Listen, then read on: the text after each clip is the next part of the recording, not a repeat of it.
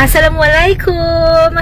Maraming salamat po pala sa lahat ng mga nag-comment po sa akin sa post ko po doon sa aking pagsasyahada and yung aking first sala. Ayan, maraming salamat po sa inyong messages, mashallah, at unti-unti ko na pong nakukuha kung paano po magsala sa 5 prayers po natin sa everyday. Ayan. And thank you po pala sa lahat mga nag-comment and nag-follow po sa akin. At ito na po pala yung aking nail polish. So, natanggal ko na po siya nung Saturday pa po. Kasi marami rin po nag-message sa akin and nag-comment na bawal nga po ang nail polish. And noted po yan lahat. And kaya nagawa ko na po siyang tanggalin. Maraming salamat po sa lahat ng mga naging concern po sa akin. And kung ano man po yung mga do's and don'ts dito sa ating religion, sa ating Islam. Ayan.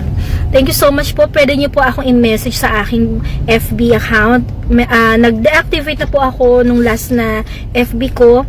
So, may panibago na po akong account sa FB kasi kailangan ko pong i-deactivate yung aking account sa FB kasi marami po akong mga pictures doon na kailangan i-delete. Dito naman po sa TikTok, medyo mahirap siya kasi wala siyang delete all. So, iniisa-isa ko po siyang i-delete. So, may mga concern din po sa akin na kailangan i-delete po yung old videos ko dito. So, we'll work out ko po yan, inshallah. Lahat mauubos po yung aking old videos. So, ayun, maraming salamat po ulit and God bless everyone. Allahu Akbar.